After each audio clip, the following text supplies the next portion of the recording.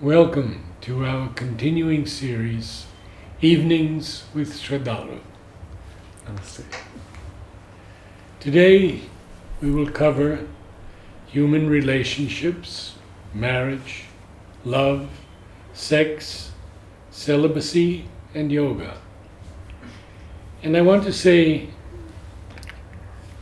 something very important in that Sraddhalu has the courage to speak on subjects that others feel perhaps too sensitive or off topic. The problem that we see today with young children being indoctrinated at the age of 6 in schools, being taught sex, is a very serious one. And the youth are inundated with films, music, everything. Advertising. So, please begin.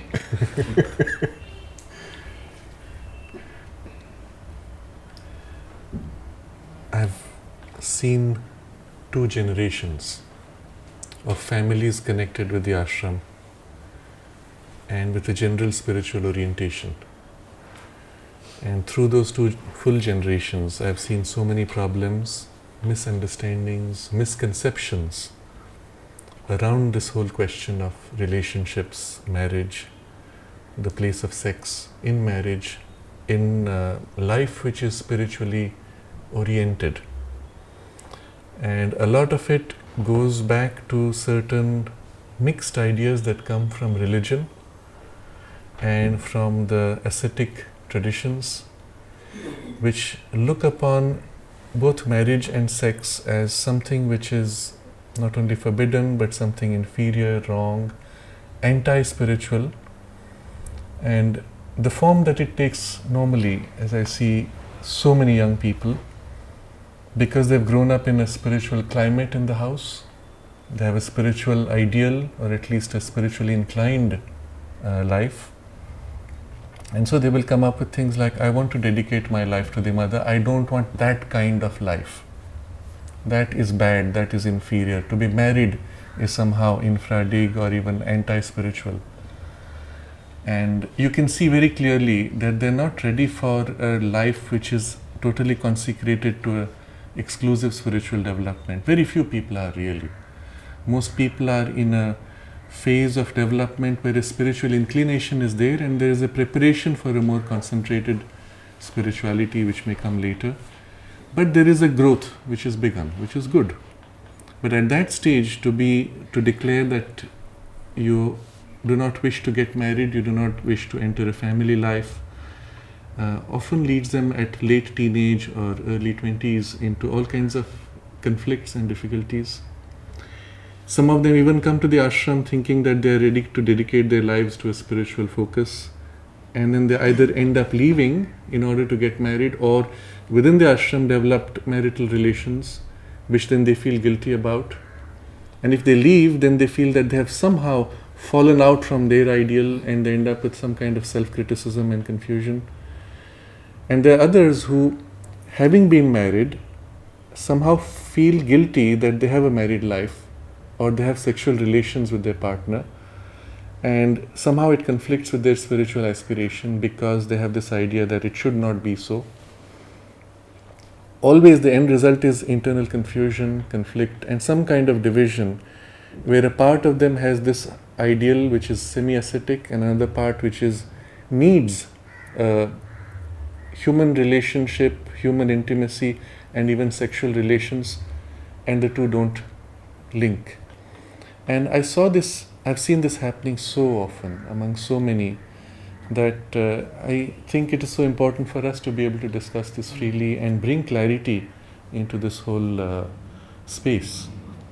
Unfortunately, most of the material that you will find of Sri Aurobindo's letters on the theme have to do with a period in which all the sadhaks in the ashram were in a state of conscious, intense, dedicated sadhana, where even casual visitors were not permitted to the ashram. If someone came as a devotee, they were first verified whether they were ready enough to be in a space with that kind of intensity, and they would not bring in a mixture. Because that was a time when they were building that foundation on which the supramental consciousness could settle in a community vessel, for which people were selected who were ready for that kind of exclusive dedication. What years were these? This is up to 1938, let's say, until the Second World War begins. And after that comes this whole rush of refugees. They are primarily refugees from the Second World War, fearing invasions on the northeast borders of India. And the mother graciously accepts them. They are married with children. They have marital relations after coming here. And at no point does mother tell them, stop your marital relations, now you have to become sadhaks, now you have to dedicate yourself to exclusive concentration. They live their life. They are part of the ashram community. Of course, it created a massive dilution of what was intended, but that was one of the things they accepted, and we have discussed this theme earlier.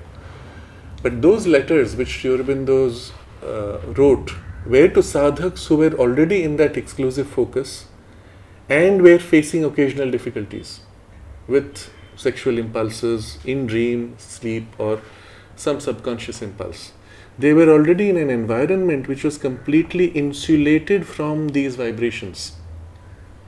When they joined the ashram, if they had already been married, they were asked to live as brother and sister, if at all, and they were, of course, in separate housing. So that phase and those letters are not the guidance given to the others who came later, and even to the children who grew up in the ashram, or to the very large number of devotees or spiritual seekers or even practitioners of the integral yoga, where they may be in the world in the current context. And so this is one of the things which we need to be clear about. Also to mother, Yes. I have an interesting story to relate of a friend who came to the mother and said, Mother, I want to get married. And mother said, oh, you've met a nice ashram girl. He said, no, she's not from the ashram. she's from outside. Mother said, it's all right. But mother, we can't stay in the ashram because we want to have sex. Mother said, it's all right. But mother, we want to have children also. Mother said, it's all right. And she gave them a house. This is the sadhak who's here now. Yes, exactly. And there's another example of a person who was in the ashram, grew up here as a child, and then when he completed his education, he said to the mother that I want to stay here as a ashramite, as a sadhak. And mother said, no, I want you to get married to so and so woman and you will go and live abroad. And the fellow said, but I want to do sadhana. She said, yes, but you will do that wherever you are and I will be with you where you are. And so why this woman? And he, apparently mother told him, because I want her to be connected with this consciousness. And so when you think about these examples, it seems so strange. There were people in the ashram, for example, growing up as teenagers and then further, who were having sexual relations. So many of them got pregnant, they had abortions. It's not something which is spoken about, but hush hush whispers. You hear these stories. As children, we knew which of our teachers had abortions in mother's time and what relations they had. We would hear these stories, and some of them with multiple examples of. I know many. Yes, and the point was, mother allowed it. She did not tell them, stop this nonsense, get out of here if you have sex. Her effort was to direct their consciousness and see if she was able to bring about the basis of a relationship where they could rise out of these difficulties and build something of a different grade. To what degree? An example which was shared to us by one of our teachers, and she was one of those who had relation with a man, and the mother said to her very simply, whenever you're together, make sure you don't lock the door. And that was all. And that itself became a reference for her, and she did what she could in her own space. Now remember, mother was trying to create here a new kind of humanity.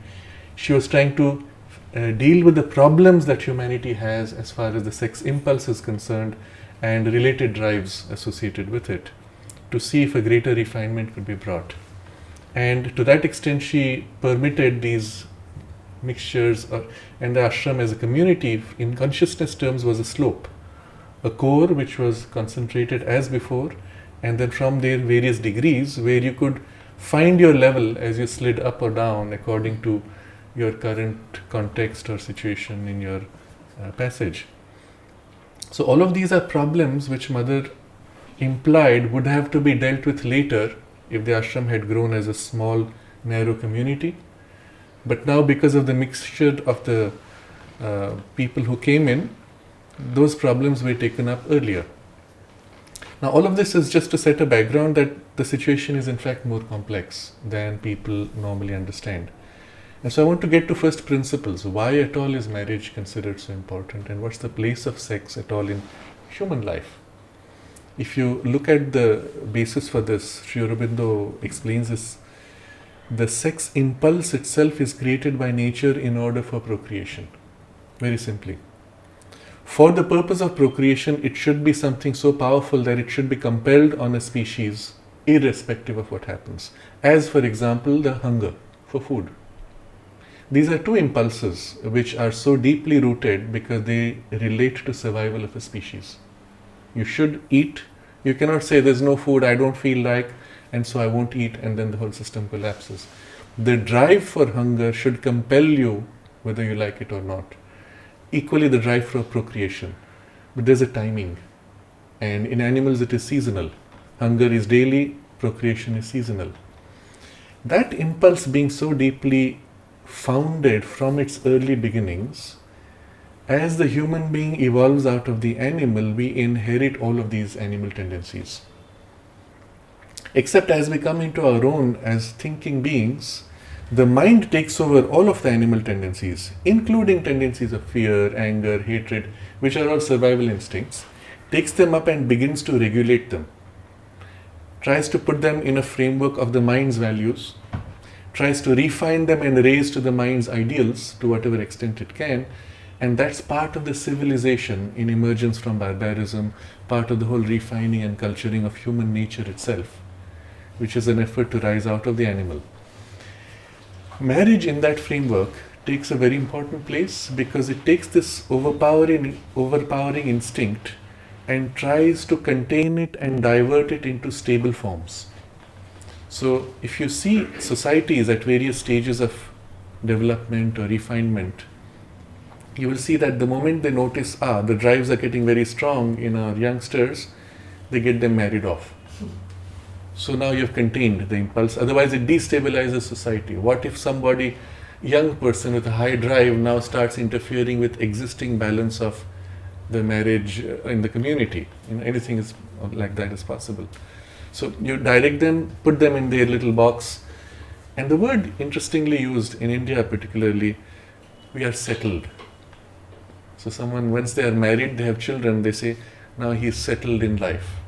And the parents will say, my children are now settled and now we are free to do what we want. Settled means you have got into the groove where you are married and you have children, and now you are so busy surviving with the family unit that you can't go astray, very simply put. Whereas individuals who are not settled, they are unsettled. They are this dangerous unit, unstable somehow, and they could rock the boat until you get them settled somehow. And this is the pattern we see across history, across cultures.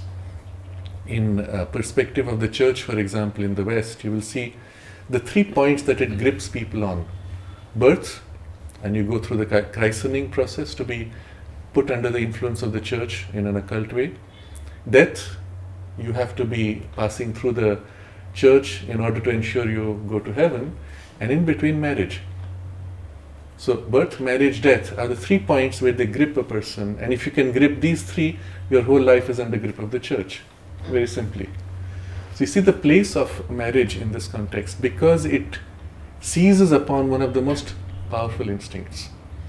This is also the reason why we see today in the world this exaggerated sex energy, which comes, as you said, through cinema, through advertising, even in novels, everywhere where there is some form of advertising to sell to people. What's the mechanism by which you can hook a person's interest? And you can attempt by touching ideals. Well, for a civilization which is idealistic, that would be the drive. But for a civilization which is now in semi-barbarism, what's the primary drive?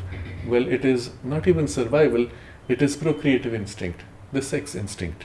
And so you will see increasingly there is this scramble for every competing advertiser to more sexualize their ad. But obviously society has put certain limits of how much can come into public domain. And the trick for them is how to bypass those limits and catch people with the sexual hook while remaining within the defined acceptability of society. Except that their long-term goal is actually to push the envelope of definition of normal. If you go back to the Indian cinema barely 20 years ago, then a person coming close together as if about to kiss and the scene would cut. They held hands and that was considered extremely outgoing, because on cinema the couple held hands openly. Today it's gone into the most crass Hollywood style sexual forms openly exposed.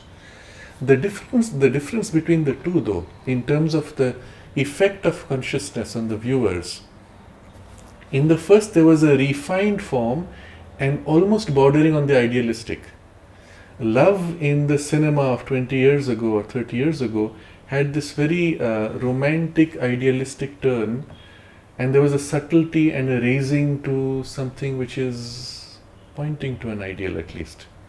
Whereas the moment you've reduced it to very crass, hard kissing and sexual moves, the quality of vibe coming through is coarse, vital, crude. And now suddenly the same relationship which was earlier uplifting, the same form of, say, marriage or romance, has been downgraded and actually has a crude content. And this is one of the problems we face today. It's the vehicle through which the cinema or the advertising tries to seize upon people. If you look at the advertisements as they are produced, when they shoot photographs of models for, let's say you're selling a perfume or you're selling a car, somewhere you have to put a skimpily clad woman, and the photographer for the model will tell the woman, bring out the animal in you. My God. And this is the phrase used actually, bring out the animal in you, more, and the person takes on this form more and more crude and suggestive and garish, throwing out a vital energy, which then is what you are capturing, which comes in the image. When you see the photo, the vital energy is as if hooking you and pulling you to pay attention and awakening that vibration in you. And in awakening it, they have seized your attention and now compelled you to do something. It's a very interesting study. Remember, all of advertising is guided by market-driven studies. And they do these studies which show that if you excite a person sexually, the person's behavior will become more risky. So if you are about to sell me something which is more expensive than my reason will allow, okay, it looks nice, but it's too expensive. I would rather go for something, I'll barely use it for 6 months. I wouldn't be spending a month's salary on this. But if you excite the person sexually, he will look at this and somehow the mind's objectivity is clouded. The state of risky behavior now kicks in, which is what nature used for the procreation, by the way. Now you've kicked it in, and now I look and on impulse I buy, and later I will regret. And so to trigger impulse buying, you have to titillate or stimulate sexually in order to get that response. And this is all part of the marketing strategy. It's taught in marketing schools, and it's all part of the finely honed science of selling. Now what's happening to the common man? He doesn't realize he's being played. You walk along the road, you have advertising hoardings. You're watching TV and you have, in the middle of a very beautiful movie or an intellectual discussion, an ad comes and hammers away certain things, shakes you up, changes your internal state, you're not even conscious of it. Punches ideas into you and energies and impulses. Now one of the things you will see in every movie from Hollywood, that somehow the guy gets the girl at the end of the movie. And then he's happy. But the suggestion is that until you get the girl, you will not be happy. Until you are stable in some kind of emotional relationship, you cannot be complete. Now, I remember this experience. We would go to the playground cinema in the ashram. Remember, they were edited. The mother had set a framework where certain scenes which were not appropriate or had crude vibrations would be removed. Now the editing is very different. They don't really care about it because people are getting it anyway from advertising on the streets. So, but I remember I would go there, and some of these movies which had strong romantic content, I would come out with this kind of strange yearning in the emotions, something missing, something wanting to reach out. And I'm saying, where is this coming from? Because it's not there in my life at all, in the way the community life was there, very protective. And where did this come from? And eventually I recognized that it was associated with certain types of movies, and I was able to distinguish that particular vibe which came in. But the result is it's programming society and placing these values into society. Now, in the old movies again, you would see the romantic exchange through subtle glances.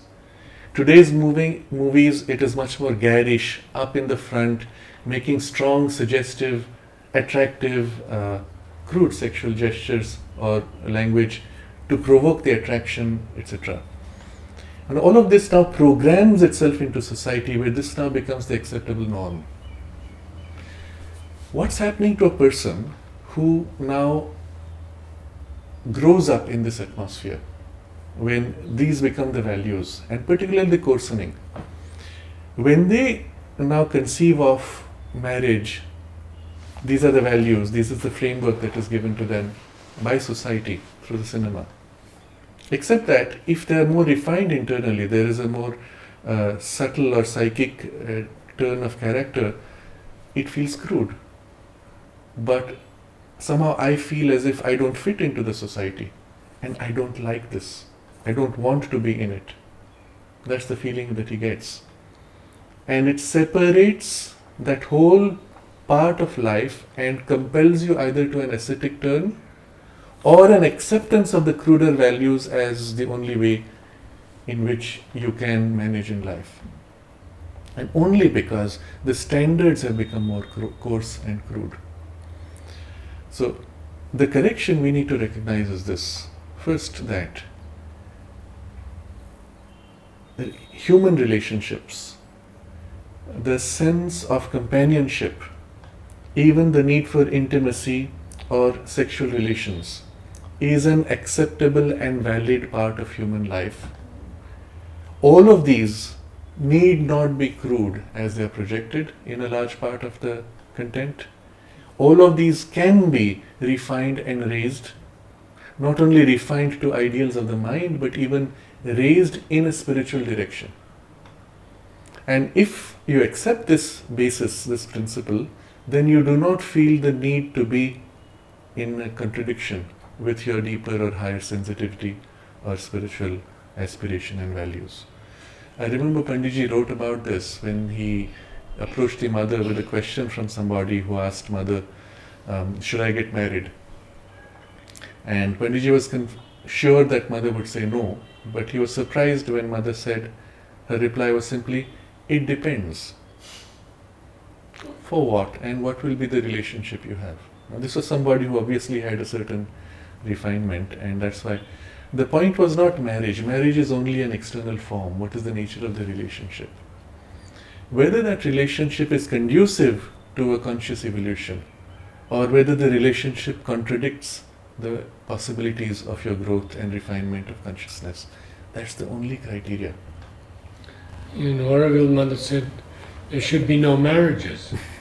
And she said, how should a contract hold one down? If you cease to love someone, you can leave them. She was very clear on all of this. And in being so frank, people misused what she said by turning it into free sex. And there's a whole discussion the mother has of somebody in Oroville who promoted Oroville as city of love. And the mother says what they're trying to do is sexualize the whole thing and present it as a space for free sex. And she said the correction would be to say, put the word divine before love. And then straight away everybody will back off. On the other hand, she said, if the person, in relation to the person who's promoting this, if the person really thinks that this kind of sexual thing is going to lead to spiritual, because she was involved in a whole kind of weird stuff, if she thinks it's going to lead to some spiritual awakening, then she's heading for disaster. That's the word that the mother uses. So we'll come to that portion later, but for now, let's just look at the legitimacy of this in life and in the life of an aspirant. It is acceptable to have, not only to feel the need for human companionship or even the need for sex, marriage, if necessary, as an institution. But in the 60s, the mother spoke of this in the context of Orwell, and then for the world, she said, marriage as an institution is dead, it's over. And when asked for clarification, she said, it just means that the institution which bound people together is no more valid. You may still get married, you may still have the same degree of commitment and all the rest that goes with the marriage, but as an institution that you're now stuck in and in which you have to suffer through once you've got married, that of course is pointless, because why should you suffer? And we see this happening all over the world. Marriages are breaking rapidly. I know recently a friend who was living abroad. He had a very clear spiritual sensitivity. I won't even say spiritual life, but sensitivity. He goes home and his parents say, you have to get married to this girl. He sent the photograph and it was obvious the girl had no spiritual sensitivity. It was completely wrong match. And everybody among his friends told him this is not going to work out. And the fellow said, what to do? I have to accept, my parents insist. And so to please them, he accepts. Within, I think, 1 month after marriage, they separated. The girl just left. And he told his father, look, you forced me into this. This is how it is. Next time I'm going to choose, you don't get involved. But how much loss? How much needless suffering for everybody's life? And I've seen other cases also, people connected with the ashram. The parents are devotees. Their child is about to get married and they choose somebody based on some criteria of community, culture, caste, something, not looking at the basic criteria of compatibility of spiritual values or inclination. And of course the marriage becomes unstable, breaks or heads to basically what, if a person is good in the marriage, if they're suffering incompatibility, they'll basically split their life. This is my spiritual life and this is what my compromise is. But still it ends up being in a kind of a division and split. The question then we need to take forward, where does this fit?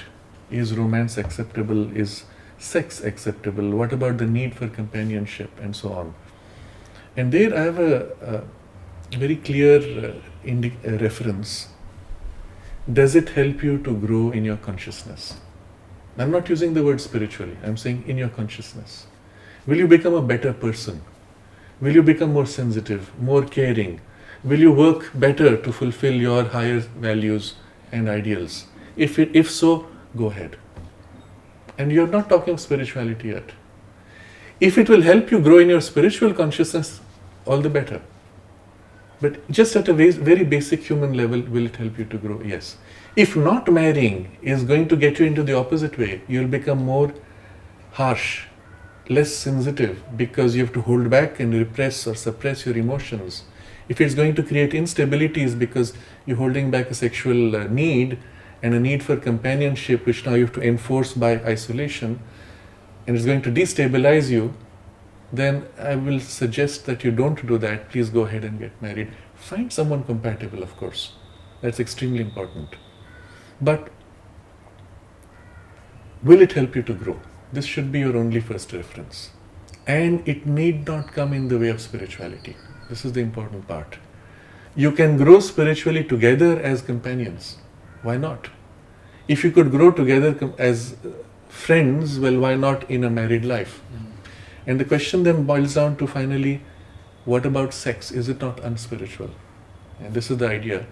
Primarily, dominantly coming from Christianity, where the church associated Adam and Eve having sex with the original sin, which has now driven all humanity into some kind of hell as their eventual destination, to be redeemed only by the church, by the way.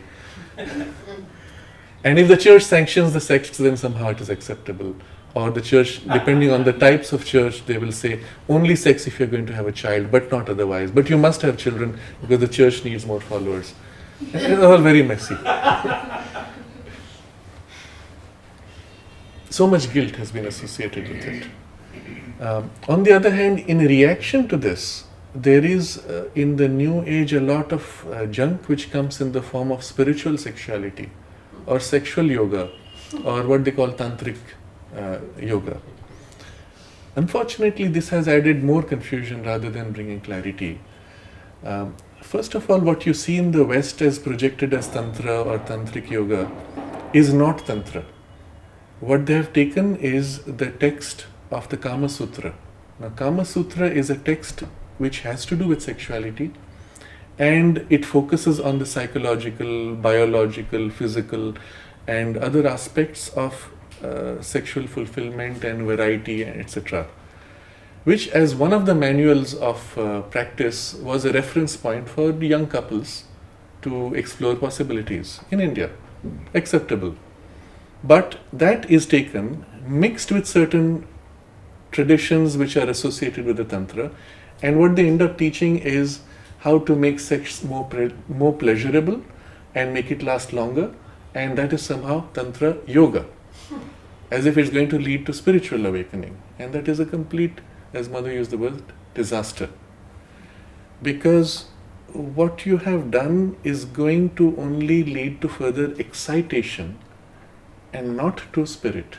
The very first basis of spiritual development is to be able to create a base which is stable and calm in consciousness, in which you can open to something deeper and higher. Whereas what you're trying to do here is provoke excitement and further exaggerate excitement and pleasure. And pleasure is not ananda, pleasure is not delight, pleasure is only a physical sensation which is always part of the duality. You are not freeing yourself from the duality. But it's somehow very attractive to some part of the Western tradition, because there is this idea of sex and then you have the spirituality, and somehow it should be possible to mix the two. I remember in one of the discussions I had in Europe with a group of devotees associated with one of the centers, one of them asked, what about psychic sex? And you know, if you have spirituality, you must somehow bring in sex, because you have to get it in. And so I said, well, it's a contradiction in terms. And they were not happy with that. But I explained Mother's observation that the nature of the sexual excitation is in vibration equivalent to anger. Very interesting. Both take place in the belly. Both involve strong agitation, disturbance, which shakes up your whole personality. Your mind becomes clouded, your body becomes unstable, your nerves get intensely stressed. Except in one, it takes the form of force thrown out in action or speech, that's the anger. In another, there's a pleasurable sensation of an energy thrown out. Other than the variation of pleasure, physical pleasure, sensory pleasure, there's practically no difference between the two. But the factor though, she's speaking of the vibrational quality of consciousness. So I said simply, can you have psychic anger? If anger is contradictory to your psychic, well then the sexual excitation is going to be contrary also. But I'm pointing to these because of the attempt to mix the two, which creates more confusion.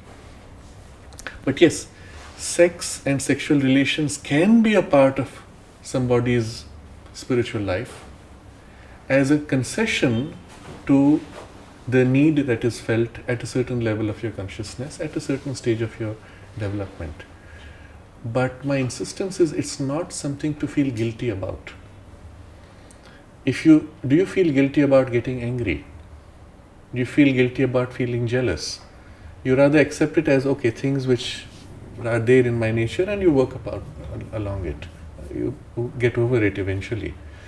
And sex, again, as an instinct, as an impulse, if it is strong enough, I would say yes, take it to a level of refinement. Raise the quality of the relationship, even in your physical interchange, as in your psychological interchange, and in your spiritual aspirations. If you bring it in that sense, it is completely acceptable as a part of your life, and there need be no contradiction at all with your spiritual aspiration.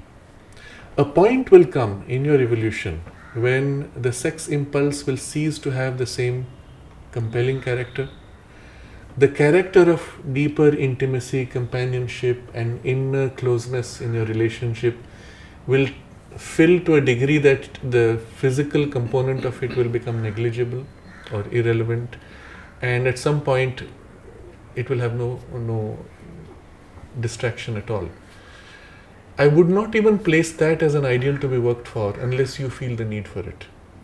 There are many who are not in a spiritual life where they want to enter into a higher supramental experience or to work on a physical transformation of their physical consciousness. All they want is a general devotion, love for the divine, and a general sense of proximity to the divine presence, or at the very least just the divine blessings so that they will be comfortable, happy, healthy, and their children will get good jobs. If that's your basic frame and it is still a spiritual orientation of life, it does not matter. If your goal is to take it higher, and I think most people would agree that they are not, at least now in their stage of life, looking for self-realization or psychic realization or physical transformation. And if that's not your immediate goal, then it is not an issue at all. You can have your normal sexual relations, build into it refinement as you would for everything else, as you do with your food, as you do with your emotional being. And not only bring refinement, but use it as an occasion for something which is uplifting to everybody. And it's fine as a part of your life. For you, there may be the idea that someday you will dedicate your life to self-realization or psychic realization. And when it comes to that, automatically, because that's the priority of your consciousness, anything which contradicts it will automatically fade away. Will sex contradict it? And my response would be, what's your experience? If it does not, don't worry. When it begins to contradict, it will automatically become not interesting for you, and it will fade out of your life. And so there is no need at any stage to get into conflict and struggle with the impulse as something wrong or sinful or anti-spiritual. Rather, dedicate your energies to building the deeper spiritual values, to building a growth of the closeness of the divine presence in your heart, in your mind, in your actions, in your service. And these things are not important. If necessary, get married, have healthy sexual relations in your marriage, use it to build intimacy together in joy, in aspiration for the divine. With certain couples, when they had problems in this context, the person said to me, I feel guilty that I enjoy sex.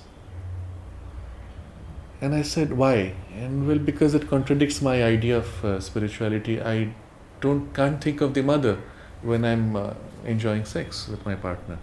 So I said, well, in that case, why don't you give it this form, that when you enjoy the pleasure, remember the mother and say, thank you, mother, for this pleasure. Thank you for this gift of the enjoyment. And he said, yes, it worked for him. It helped him. Nothing in your life need have that contradiction that you're doing something that you cannot remember the mother. And this contradiction came in him only because of the idea that sex was anti-spiritual or a sin or whatever the source of the infection. But the moment he could accept this, I said, what do you do when you eat good food? You're enjoying the food. You say, I'm feeling guilty, I can't remember the mother because I'm enjoying the good food. And you say, thank you, mother, it is so wonderful. And why not bring that into all your other forms of sensory enjoyment? And it was fine, it worked for him. So, having discussed this, we still need to understand why celibacy was so important in the context of the ashram and in those letters of Sri Aurobindo, or when we speak of self-realization or the psychic realization. Is sex really an issue, or is companionship an issue? So companionship surely is not. You can be in companionship with your partner, you can be married, you can still be together in your aspiration or separate in your aspiration. One may have a primarily religious turn, not needing a deeper spiritual development, but there's no conflict there. Or both may share the deeper spiritual aspiration, which is even better. Then you can be mutually nourishing or supportive of each other. But where does sex come into this? And here is the point why Sri Aurobindo's insistence on celibacy in the ashram in that period, and why it becomes relevant in the yoga. In the way the human biology is organized, there is in the very procreative process, the throwing out not only of the essential substance which contains the life force for the purpose of creating another life, but there is also a huge throwing out of energies in the excitation, which is vital energies, mental energies, and large portions of the subconscious content of your vital and physical. Now, nature uses this. Nature uses this as a mechanism for bonding. And we need to recognize the value of this mechanism. And it comes back to a lot of confusion in the younger people today, who get into casual sex and casual relationships. What nature has done is that she uses the sexual act to create a strong formation of energy and identification between the couple, that it will keep them together for the purpose of now looking after the child. If you see in the gradations of evolution of animals, the higher up you go among animals, the more they bond and stay in bond for life. The lower down you go among animals, the more they have casual sexual relations and they move off. So dogs inseminate, move off to others. Chicken similarly, the same male can inseminate several females. But once you come up to the level of animals which are evolved, elephants for example, you will find they pair with the mating and they stay together as a family. They look after their young. They have such deep emotions. When the child elephant is in danger, all the herd will form a protection around the child. When one child elephant died, it fell into a pit and it died. The mother stood there without eating for weeks. She felt such grief. That level of sensitivity you will find human beings find difficult to match. But equally you will see in the most refined animals like swans, they mate for life. Once mated, they will never accept another mate. And you wonder why. Swan, interestingly, in the yogic tradition is a symbol for the soul. And it tells you something very important there. So there is something in the bonding, in the act of mating, which nature uses to bind you in a way that if you're sufficiently evolved, it's not a casual event. It is going to connect you for life in a way that you are almost a unit in consciousness. Similarly, among penguins, surprisingly, they're very evolved birds, very conscious.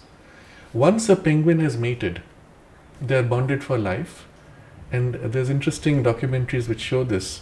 The father penguin now goes to catch fish, which it will bring back to its mother, to the mother penguin, who is now sitting on or is about to hatch.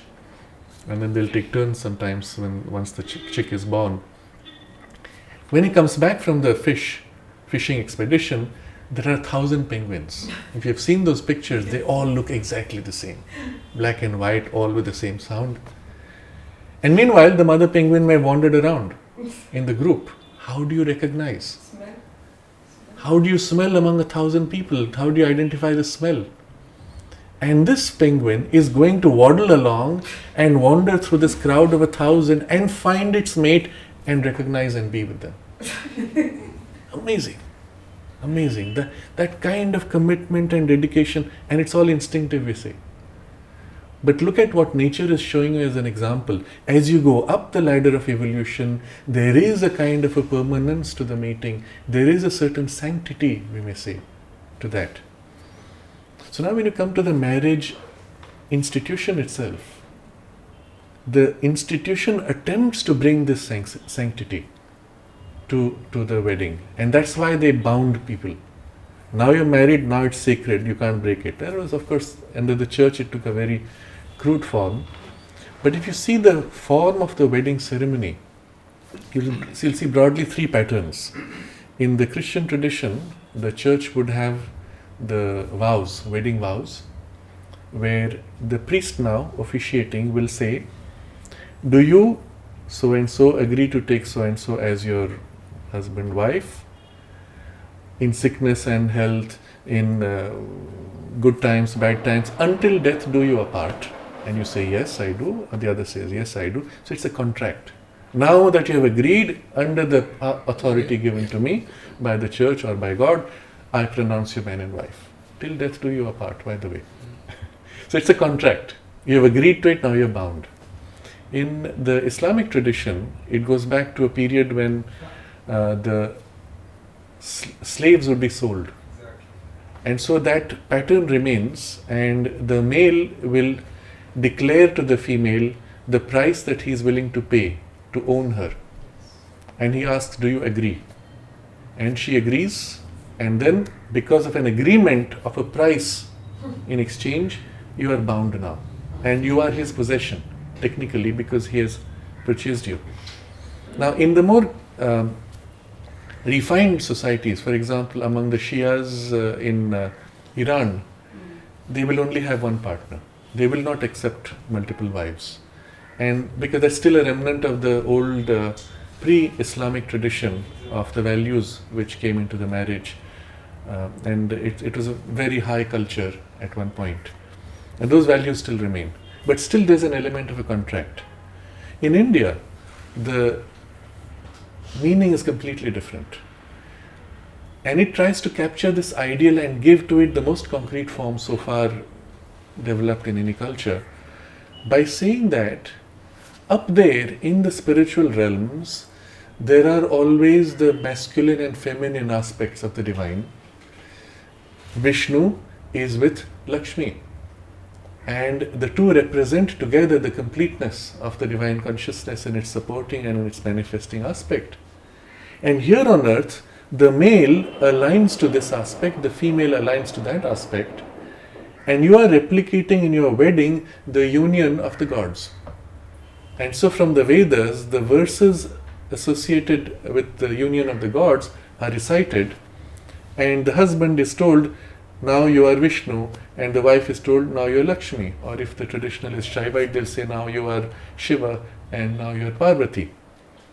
And the idea is to invoke that spiritual principle into both, and then the unity of the two is formed in that ceremony. So, in this, the attempt to bring together a unit and to lift it to its highest sacred possibilities is made at least symbolically. How much people take it is a different story. Increasingly among young people today, you'll see people saying, I don't want all those ceremonies. You have to sit for hours and hours while the priest is mumbling certain verses which you don't understand because you never learned Sanskrit, because the British stopped you from learning Sanskrit, by the way. That's a different story. But I don't want all that. We'll just do a quiet ceremony. We'll just do a quiet registered marriage. And that's fine also. The question is, if that ceremony was done, would it help you to feel the sanctity of the bond? If it does, surely go ahead. If you can evoke that sanctity by other means, certainly go ahead. But the point is to build consciously that sense of sanctity in the marriage. And at least from the spiritual perspective, this would give to it a deeper value than merely an association for companionship or for comforts. So again, in this, you will recall the mother's message that she gave to the first couple that got married and in the ashram. And the mother gave a message which had 5 levels on which to consciously cultivate your alignment of physical interests, emotional interests, and mental ideals, and in your spiritual aspiration. And in that you will see the sequence beginning from below goes up, and then the suggestion is the higher up you are able to bring alignment, the better it is for you. As it turned out, that very first couple, which was formally allowed to marry in Sri Aurobindo's room, they divorced after a few years. And so question really is, how do you select your partner? What is going to be the basis? And in that message that the mother gave, there are these 5 levels of possible alignment. And we need to consider from that perspective. Traditionally in India, it was done by parents, grandparents, meeting possible partners, assessing them from a position of a greater wisdom, supposedly, from their maturity. Today, in a large part, it is the young people who choose. Based on what? And the younger they are, the more the basis is shallow and superficial, often from a physical attraction or a vital attraction. And eventually, in a few years, when they outgrow that level of their development, suddenly that attraction or that base is no more valid, and the partnership fails. Can you have a deeper, more mature perception? And that's why they use always the elders who had that maturity to assist in the selection. As it takes place practically today in India, in most families, the elders do a first level filtration, and then they give them the option, here are the ones we found good, and then the younger one chooses according to what he feels comfortable. But again, coming from a spiritual perspective, you have to see, ultimately, there has to be an alignment on 5 levels. If among these 5 levels, if you're intending for a spiritual life, then the higher levels alignment is most important. If you're not intending for a spiritual life entirely, but a spiritual inclination, then the psychological alignment will be more important. And the spiritual alignment may be secondary, not so critical. But we have to begin to review the basis on which the partnerships are made. In the US, you will find typically, currently, 50% of the first marriages end in divorce within a few years. Typically, the stable marriages are the ones you have the 3rd or 4th time, because that's the time by which you become more mature, your reference basis for alignment is more deep, and so that's the form it takes. In India, we're having a lot of divorces rising, catching up with the US, all pointing to this need for a deeper evaluation. At the same time, we find, as society is now losing interest in the institution of marriage, the law has to catch up with the change. In France, the numbers of couples living together far exceed the number of people who choose to get married. And so eventually the law realized that the law has become pointless. So they had to review the law, and they said, if you're living together more than 5 years, technically you're considered married and the marriage laws will apply to you. But it shows how rapidly society has changed and the institution of marriage itself has broken. But the principle of that institution, the truth behind it, that there's a unit which is being built, and that unit can even have a sanctity and can even have a spiritual value or basis, is the reference that we can keep as the support for that institution, and it need not therefore contradict your spiritual aspiration. So this will be the base for our first level of discussion. Would you make some observations before we close? A personal one. Yes. I have it in Mother's letter. No doubt and no hesitation, you must marry. So I got married. But I wrote to Mother, what kind of ceremony? Mother said fire ceremony, and it was performed by a pandit in New York City. Interesting. So we will continue in part 2 in just a few minutes. Thank you. Namaste.